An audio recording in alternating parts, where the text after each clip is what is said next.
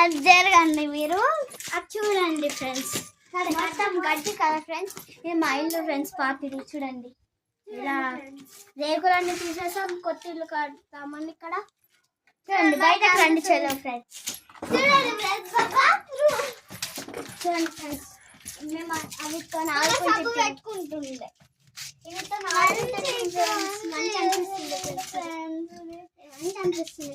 ఇంట్లో వంట కూడా చేసుకొని తిన్నాం ఫ్రెండ్స్. ఫ్రెండ్స్ ఇక్కడ మేము ఇక్కడ బాగా ఉంటుండే, ఇక్కడ మెత్తలు ఉన్నాయి ఫ్రెండ్స్. చాలా బాగుంటుండే.